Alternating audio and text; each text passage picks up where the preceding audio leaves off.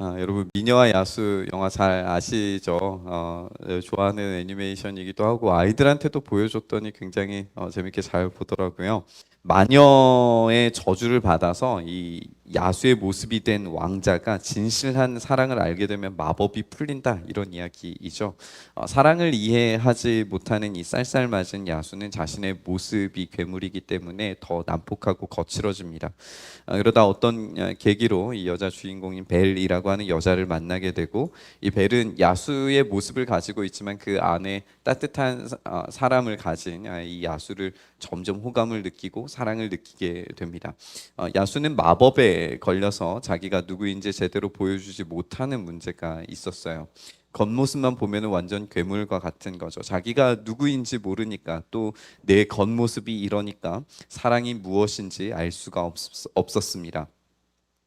야수가 진짜 누구인지를 알려줄 수 있는 것은 오로지 사랑뿐이었어요. 사랑이 야수의 증인이고, 사랑이 치유이고, 사랑이 회복이었습니다. 자, 옆 사람 얼굴을 좀 한번 볼까요?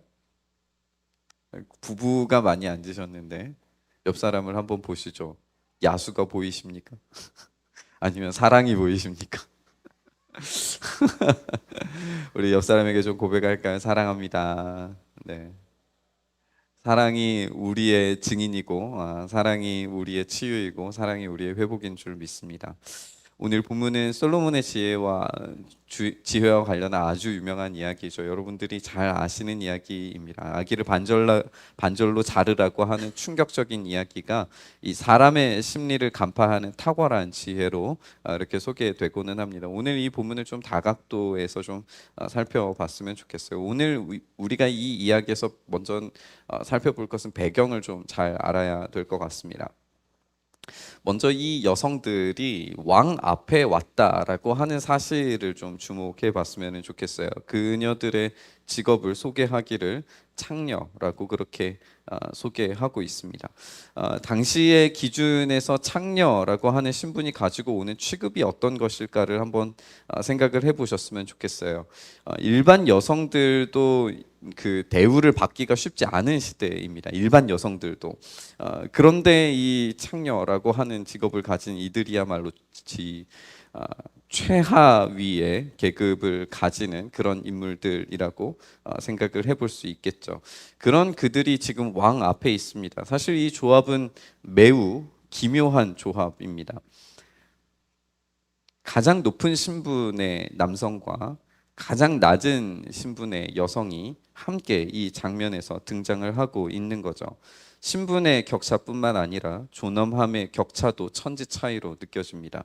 그녀들의 다툼과 호소는 그야말로 쉽게 지나칠 수 있는 귀찮은 모기 소리처럼 느껴졌을지도 모르겠습니다. 게다가 그녀들의 가장 큰 문제는 이 문제를 해결해 줄 수 있는 증인이 없다는 거예요. 18절 말씀 보면 이렇게 되어져 있는데, 그 집 안에는 우리 둘만 있을 뿐이고 다른 사람은 아무도 없었다라고 그렇게 이야기합니다. 신명기에 의하면 증인은 두세 사람 이상이 되어야 된다라고 그렇게 되어져 있어요. 그러니까 이 여성이 증인으로서의 자격을 가지고 못했을 뿐만 아니라 모든 조건에서 그녀들은 이 진실과 억울함을 해결해 줄 방안을 전혀 찾지 못했다라고 이렇게 읽을 수 있습니다. 그녀들은 지금 야수가 되어버린 것 같습니다. 왜곡된 시선과 조롱 섞인 말들이 지금 이 여성들에게 쏟아졌을 겁니다.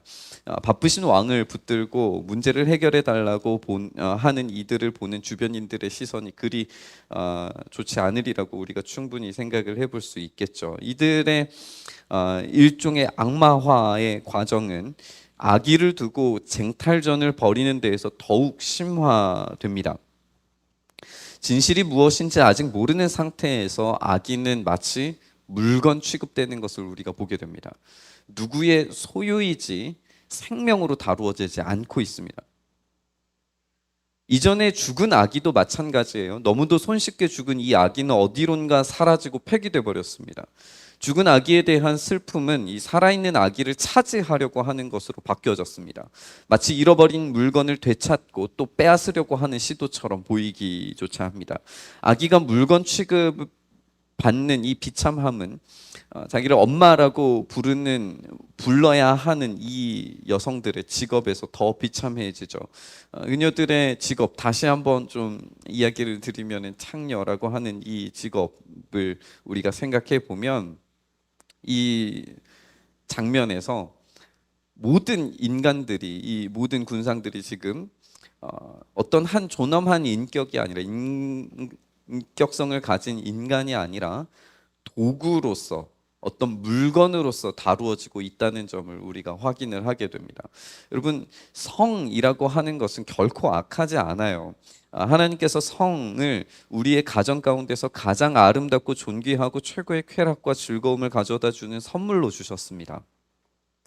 그래서 이 기쁨의 결과, 그 열매로 생명을 다시 허락받게 되는 것이고, 이 생명을 허락받으면서 이 성이라고 하는 것은 기쁨에서 책임의 영역으로 들어가게 됩니다. 더 깊은 책임 의식을 가질 때에 성이라고 하는 것은 더 성숙하고 아름다운 즐거움과 기쁨으로 이 부부간에 경험되게 되는 것이 이 성입니다.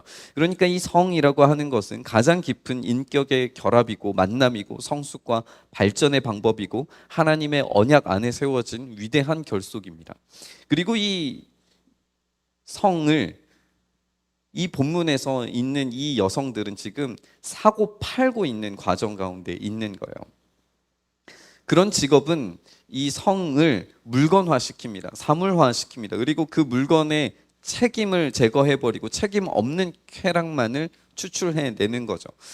제가 수요일 날에도 함께 나눴었지만 이 시대에는 점점 사람 대 사람이 만나는 것을 어려워하고 사람 대 사람이 아예 갈라지는 그런 경험들을 하게 되는 것 같습니다. 우리가 나노 소사이어티 사회에 대해서 우리가 퍼펙트 스톰 이야기하면서 함께 나눴었는데, 우리 완전히 개인화된 사회를 살아가면서 이런 객체들, 그러니까 사람과 사람과의 만남이 아니라 어떤 물건, 사물 대 사물의 만남인 것처럼 느껴지게끔 이 시대가 지금 구성되는 것을 생각을 해봐요. 이전 시대에 그러면은 왜 이렇게 이 관계성들이 깊을 수밖에 없었는가를 생각해 보면, 이전의 세기에는 이 관계라고 하는 것이 생존과 매우 밀접하게 연결되어져 있었다는 것을 우리가 좀 생각해 볼 수도 있는 것 같아요. 이전에 농경 사회나 불악 다위 사회에서 사람 대 사람과의 관계는 생존과 직결되어 있었습니다. 관계와 협력이라고 하는 것은 생산성과 직결되어져 있는 문제였어요. 특히나 동양의 어떤 그 식문화 자체가 쌀을 생산을 했어야 됐죠. 이 농자천하지대본이라고 불렀잖아요. 그러니까 농사를 잘 지어야지 생존할 수 있는 거예요. 나라가 부강해질 수 있는 거예요. 그래서 농사를 잘 지어야 돼요. 농사를 잘 지으려면 서로 협력해야 됩니다. 그렇기 때문에 이 이전의 관계에서는 이 관계성 자체가 어떤 생명과 연결되어져 있는 것으로 자연스럽게 받아들여졌어요. 그런데 지금은 어떻죠? 여러분, 음식을 만들고 또 음식을 제공받고 음식을 먹는 과정 가운데에서 사람들과의 긴밀한 인격적 관계가 이루어집니까? 소통이 이루어지나요? 우리가 만나기 위해서 먹는 거 말고 먹기 위해서 이루어지는 모든 과정들에서 그런 것들이 경험됩니까? 여러분, 현대사회의 먹거리는 굉장히 사물화되어져 있습니다. 사람은 일종의 부품처럼 느껴집니다. 이제 식료품을 구입하는 것도 사람을 통하지 않고 기계를 통해서 구입을 합니다. 여러분, 요즘에 이제 그 패스트푸드점 가더라도 패스트푸드점에서 이제 음식을 먹으려면 어떻게 하죠? 아르바이트생이 저기에서 일하고 있는데 아르바이트생에게 물론 이제 주문할 수도 있지만 아르바이트생에게 주문하는 게 아니라 기계에다가 주문합니다. 키오스크라고 하는 것을 눌러서 쓸어내려서 내가 먹을 것을 공급받습니다. 내가 하는 거예요. 어떤 관계성이 나에게 음식을 제공해 준다는 그런 연결고리들이 다 사라지는 겁니다. 모든 것들이 서비스를 제공받기 위한 도구와 사물로 인식이 됩니다. 그러다 보니까 참 안타까운 일들이 우리의 사회 가운데에서 벌어지게 되는 거잖아요. 인터넷에 떠돌아다니는 그런 댓글들을 생각을 해보면, 수요일 날도 함께 나눴지만 댓글 너머에 있는 사람이 보이지 않아요. 그냥 이 화면에 보이는 글이 보이는 거지. 죄송해요. 이 화면에 보이는 글이 보이는 거지 이 글 너머에 있는 인간이 보이지 않습니다. 그러다 보니까 여기에 쓰여져 있는 글이 아무리 공격적인 말들을 이렇게 쏟아내고 막 하더라도 이 너머에 있는 사람에게 어떤 일이 벌어질지에 대해서 생각하지 않아요. 그냥 여기 내가 가지고 있는 이 물건 안에서 이루어지는 거라고 사람들이 인식하게 되는 거죠. 그러다 보니까 이 인간과 인간의 만남이 지금은 인터넷으로 그리고 이런 사물화된 것으로 이루어지고 있는데 여기에서 인격적인 관계가 더 발전될 수가 없는 거예요. 우리의 이 나라를 지켜주는 군인들은 어떻습니까?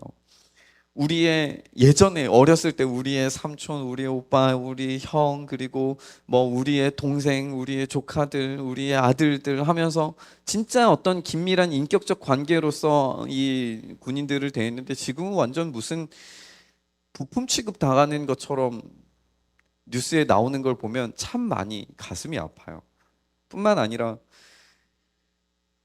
참 이 말 꺼내기도 참 가슴 아픈데 우리 선생님들 우리 교회에도 이제 선생님들 계시니까 스승과 제자 사이의 관계는 사라지고 서비스의 제공자와 수혜자만 남아서 이 참된 스승을 경험하지 못하는 이 미숙한 세대에게 지식의 전달뿐만 아니라 삶과 인생을 공유할 그 관계성들이 다 깨져버린 것 같아요.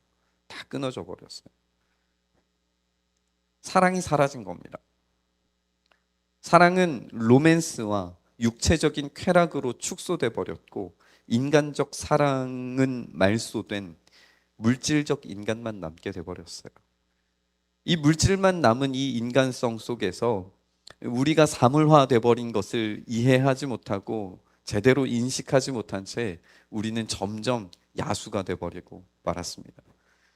오늘 이 본문에서 왕의 명령은 더 끔찍합니다. 25절 말씀 보면 이렇게 되어 있어요. 왕이 명령을 내렸다. 살아있는 이 아이를 둘로 나누어서 반쪽은 이 여자에게 주고 나머지 반쪽은 저 여자에게 주어라. 여기 이 본문에서조차 왕의 명령은 철저히 물질적으로 인간을 취급하는 것을 우리가 보게 됩니다. 인간이 반으로 나누어질 수 없음에도 불구하고 반으로 나누어질 수 있는 것처럼 취급하고 있어요. 여기에 이 창녀라는 이 직업이 성적으로 완전히 물질적 취급 당하는 최하위의 부도덕한 일이라는 점을 생각해 보면 이 이야기들 속에서 인간적 취급을 당하는 사람이 아무도 없다는 걸 우리가 발견하게 됩니다.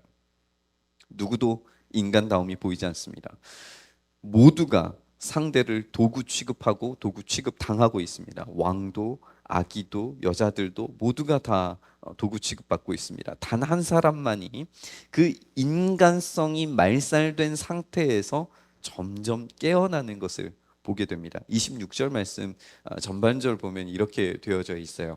그러자 살아있는 그 아이의 어머니는 자기 아들에 대한 모정이 불타올라 이렇게 되어 있습니다. 모정이 불타올라. 진짜 어머니는 아들을 물질적으로 취급할 수 없어요. 그녀에게 한 인간으로서 자신의 자녀로서 생명으로서 사랑하는 이 아들을 도구적으로 취급할 수가 없는 겁니다. 그녀는 이제 도구적으로 취급하는 인간으로 남을 수 없습니다. 자신의 모든 것을 포기해서라도 한 인간으로서의 이 아기를 사랑하고 아기를 살려야 하는 그 인간으로서 살아나고 있는 겁니다. 그런데 가짜 어머니는 아기를 여전히 물질적 취급하는 걸 보게 돼요. 우리 26절 이 후반절 말씀 보면 그러나 다른 여자는 어차피 내 아이도 안 될 테고 내 아이도 안 될 테니 차라리 나누어 가지자라고 이야기합니다. 여기에서 이제 이 아기를 자신의 아기를 이미 잃은 여인으로 이제 등장을 하죠. 다른 편 여성의 이제 증언이 옳다면 그녀는 아마도 이제 자기 아기를 깔아 뭉개서 죽게 만들고 다른 여성의 아이도 지금 죽게 만들려고 하는 거예요. 그러니까 자기 아기도 죽이고 이 아기도 죽이는 완전히 살인자가 돼버리고 마는 거죠. 내가 갖지 못하는 물건은 너에게서도 파괴시키겠다라고 말하는 겁니다. 그녀는 생명과 인간의 존엄함이 아니라 물질적 인간으로 남으려고 하고 있는 거예요. 여기에 왕은 살아있는 인간 편을 듭니다. 27절 말씀에 그때 드디어 왕이 명령을 내렸다. 살아있는 아이를 죽이지 말고 아이를 양보한 저 여자에게 주어라. 저 여자가 그 아이의 어머니이다. 여기에서 발견하는 진리는 솔로몬이 처음부터 어떤 의도를 가졌다라고 하는 거예요. 그 의도는 우리가 잘 알고 있는 그 지혜로움이라고 하는 겁니다. 근데 이 지혜가 어떤 지혜인지에 대해서 우리가 좀 생각을 해봐야 돼요. 우리가 3장 1절에서 15절 말씀 이렇게 읽어보면 솔로몬이 하나님께 일천번제를 드리고 지혜를 받는 과정들이 등장하는데, 하나님께서 솔로몬에게 일천번제 드리고 난 다음에 뭘 줄까라고 이야기했을 때 지혜를 달라고 이야기하죠. 우리가 잘 아는 말씀인데, 우리 열왕기상 3장 9절 말씀 같이 좀 한번 읽어보시죠. 열왕기 3장 9절 말씀 시작.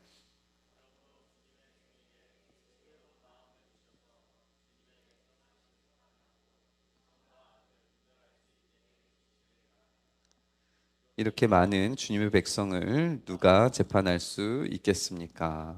아멘. 다시 한번 좀 말씀드리지만 여러분, 하필 큐티 잘 들어주세요. 아셨죠? 하필 큐티 어제, 이건 오늘 우리가 함께 나눈 말씀이 이제 오늘 아마 어제 올라갔을 거고, 1절에서 15절까지의 내용도 이제 어제 올라갔기 때문에 꾸준히 안 하셨으면 이제 이 이야기를 잘 연결시키기가 좀 어려우실 수 있어요. 근데 여러분, 하필 큐티 이제 그 이전 본문들이랑 쭉 한번 살펴보시면 솔로몬이 이제 왕이 됐잖아요. 왕이 되고 난 다음에 한 일들이 있어요. 한 일들이 뭐냐면 사람들을 죽이는 거예요. 요압도 죽이고요, 아도니아도 죽이고요, 그리고 시므이도 죽이는 이런 일련의 과정들이 쭉 등장합니다. 다윗이 이제 유언을 하면서 이런 사람들을 다 제거하라고 이야기했던 게 맞아요. 제거했어야 됐어요. 근데 다윗이 하나 더 자기에게 선대를 행했던 사람에게 선의를 행해라라고 하는 이야기를 했는데, 솔로몬이 복수를 하는 절차들은 아주 탁월하게 잘 해내는데 선의를 베푸는 과정이 등장하지 않아요. 굉장히 좀 의심스러워요. 게다가 3장 1절 말씀 보면은 솔로몬이 이집트 왕의 딸과 결혼했다라고 하는 이야기가 등장해요. 이게 긍정적인지 부정적인지 사실 잘 학자들도 막 갈려요. 이게 부정적인 건지 아니면은 긍정적인 건지, 뭐 그 의미에 대해서는 하필 큐티 꼭 한번 들어보시고요. 제가 생각했을 때 어제 거하고 오늘 거는 좀 연결해서 잘 읽어보시면 오늘 이 본문을 좀 잘 이해하실 수 있을 것 같아요. 어쨌든 그 부정인지 긍정인지 잘 모르겠지만 어쨌든 솔로몬이 지금 왕이 돼가는 과정에서 이 통치를 지금 어떤 식으로 해야 되는지에 대해서 지금 고민하고 있는 과정 가운데 나에게 지혜로운 마음을 달라고 이야기하고 있는 거거든요. 근데 지혜로운 마음이라고 하는 이 번역이 번역 잘했죠. 우리가 잘 알고 있는 이야기인데, 지혜로운 마음이 번역을 하면 원어는 이제 레브 쉐마라고, 이제 듣는 마음이에요. 듣는 마음. 쉐마가 들으라는 말이잖아요. 그래서 이 들으라는 뜻인데 듣는 마음을 주셔서라고 그렇게 돼 있는데, 제가 이 본문을 읽으면서 한 가지 중요한 걸 빠뜨렸다라고 하는 것을 이제 알게 됐어요. 그게 뭐냐면, 듣는 마음은 듣는 마음인데 선과 악을 분별할 수 있게 해주시길 바랍니다라고 그렇게 돼 있어요. 이게 좀 의아하더라고요. 아니, 의아한 게 아니라 굉장히 중요한 지혜의 키이더라고요. 뭐냐 하면, 우리가 선과 악을 알게 해주는 나무가 있었죠. 어디에 있었죠? 선악과가? 어이구 깜짝아. 선과 악을 알게 해주는 나무가 있었어요. 선과 악을 알게 해주는 그 나무의 열매를 따먹으려고 하는 것은 의미가 뭐냐 하면, 선과 악의 기준을 하나님께서 나에게 제공하지 마시고 내가 선과 악을 기준을 내가 잡겠습니다. 그러니까 에덴 동산의 왕이 내가 되겠습니다 하는 게 선과 악을 알게 해주는 나무 열매를 따먹는 거였어요. 그러니까 이 자신의 모든 이 지금 솔로몬이 왕이 되려고 막 모든 사람들을 다 죽이고 모든 절차들을, 모든 선대의 공신들 다 죽이고 내가 이제 절대적 왕권을 가지기 위한 모든 준비 절차를 다 마치고 난 다음에 하나님께 예배하면서 뭐라고 기도하냐면, 선과 악을 분별하는 그 기준을 내가 잡는 게 아니라 하나님이 알려주십시오. 내가 듣겠습니다. 그게 나의 지혜입니다. 를 이야기하고 있는 거예요. 다시 오늘 좀 본문을 볼까요? 사회적 계급으로 완전히 최하층으로 인식되는 여성들입니다. 그녀들을 사실 왕이 만날 필요가 있을까요? 없을까요? 안 만나도 되는 거예요. 안 만나도 되는 사람들입니다. 그런데 이 솔로몬이 지금 지혜로운 마음에 대해서 이야기하는 이 본문 가운데서 최하층 사람들의 눈으로도 일반적 시각으로도 저 사람은 인간으로서의 어떤 자격을 완전히 좀 상실한 듯한 그런 모습으로 지금 인식되어질 만한 그 여성들에게 왕이 직접 찾아가서 그녀들의 이야기를 듣고 있는 거예요.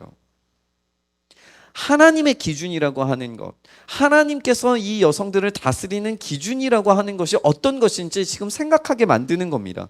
의도적으로 이 솔로몬의 지혜로운 통치가 가장 밑바닥에 있는 인생까지 미쳤다라고 하는 뜻이고, 하나님의 통치와 샬롬의 다스림이 바로 그녀들에게까지 미치길 원하신다는 하나님의 마음이 지금 드러나고 있는 그런 본문인 거예요. 왕은 가장 미천한 위치에 있고 완전히 소외되어져 있는 이들을 향해서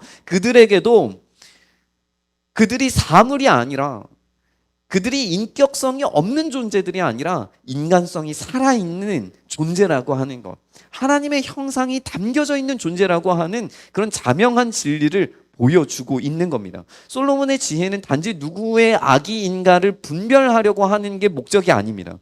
그녀들이 보호받아야 할 인간이고 하나님의 통치와 다스리심이 인간적 기준에서조차 용납하기 힘든 그녀들에게도 하나님의 통치는 이루어져야 된다라고 하는 것을 보여주는 본문인 거예요. 그때 왕은 이야기를 하는 겁니다.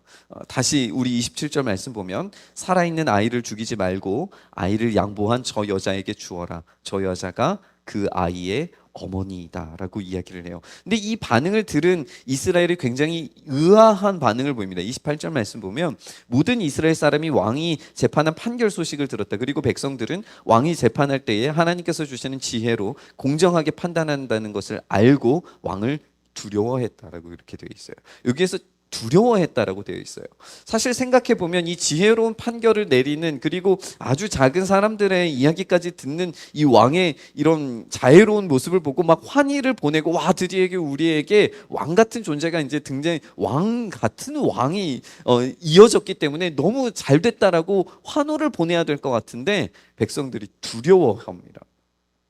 왜 두려워했을까요? 이 두려워하다라고 하는 이 단어가 하나님께 일반적으로 사용되는 그런 단어예요. 그렇다면 이 본문은 일종의 기준이 제시가 된 거예요.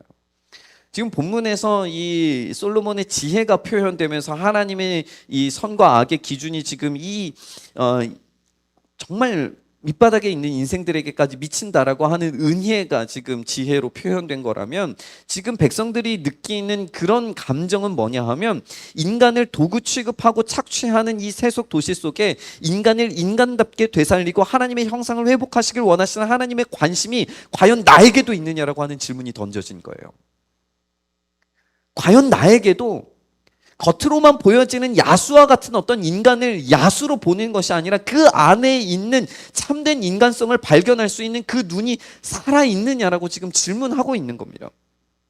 그 선언 앞에 나를 놓았을 때 과연 나는 인간다움을 증언할 수 있을까? 다른 이들을 도구 취급하지 않고 내가 살아있을 수 있을까를 이야기하는 거죠. 하나님의 잣대 앞에서 내가 명백하게 온전할 수 있는가를 생각했을 때 두려울 수밖에 없는 거예요.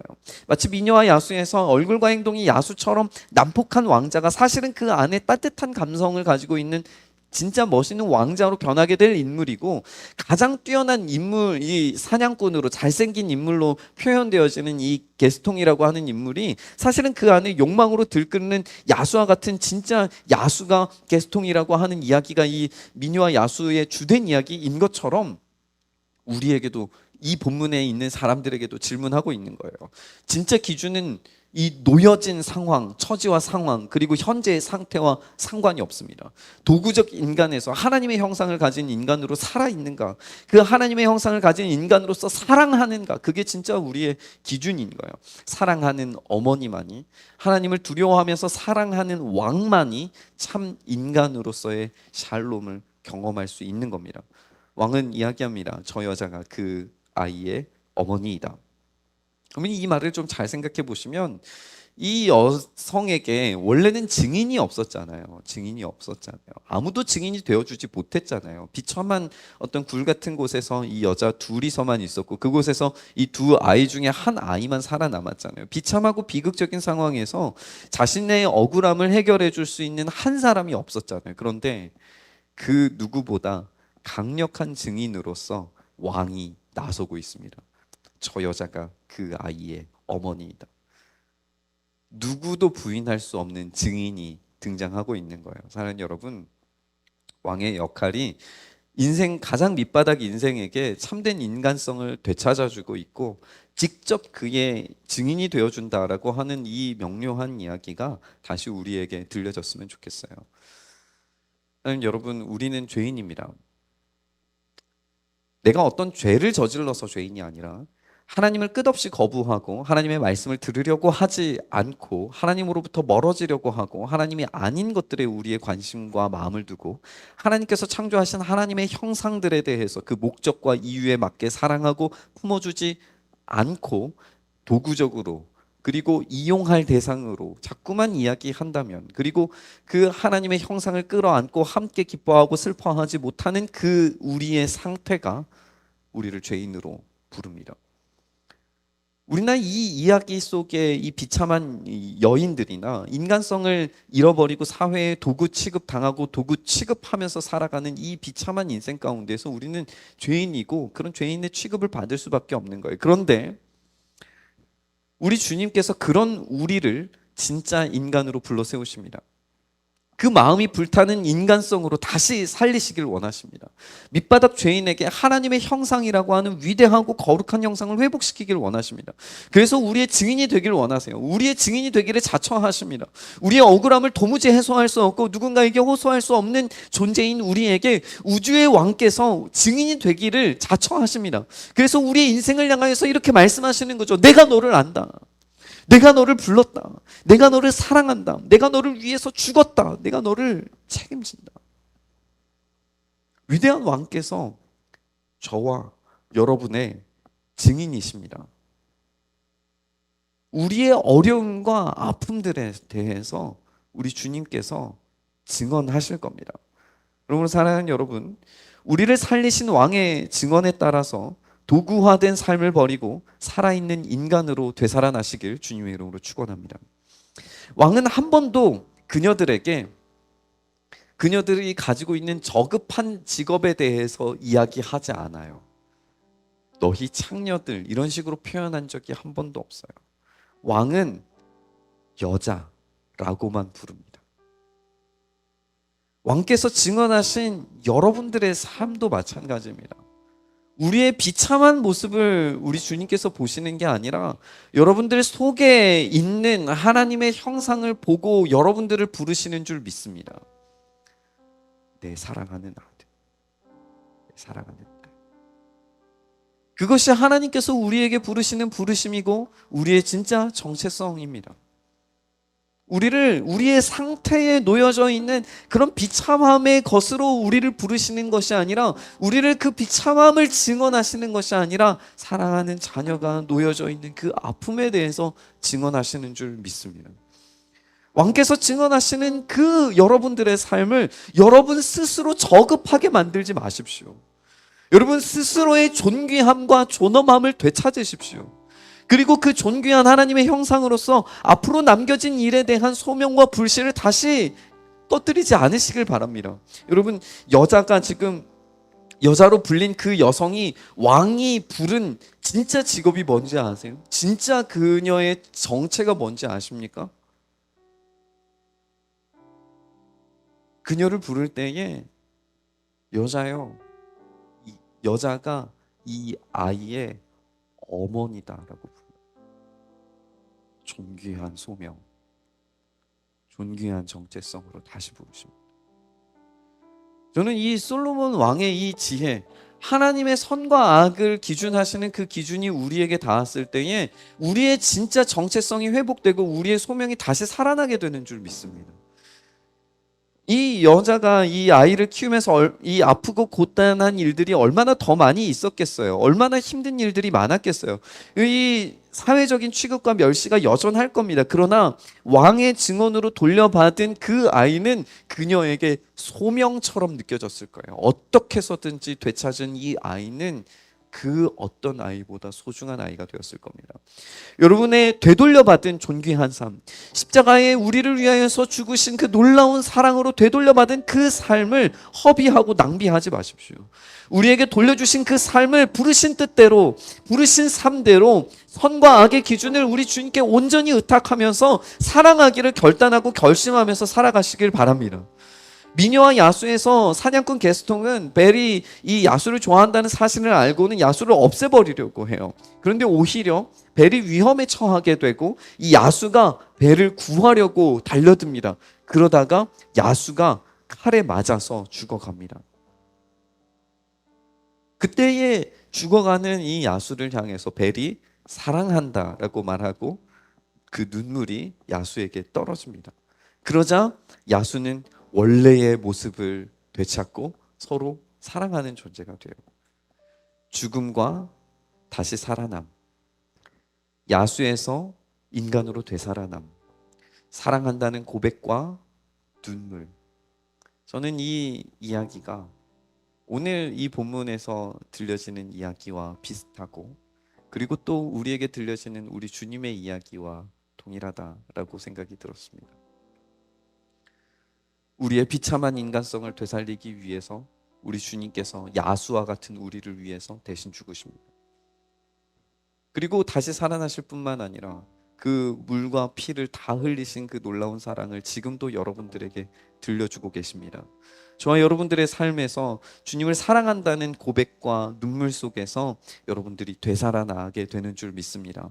우리의 삶에서 되살아났을 때, 우리의 사명들이, 우리의 소명들이 되살아났을 때에, 그때에는 우리가 비참한 인생에 머물러 있는 게 아니라 진짜 참된 은혜의 사람들로 살아나게 될 줄 믿습니다.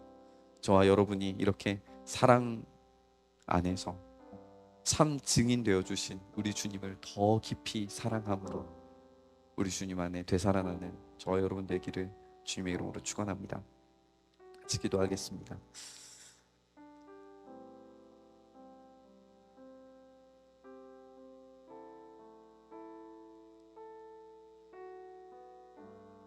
주님, 우리의 인생이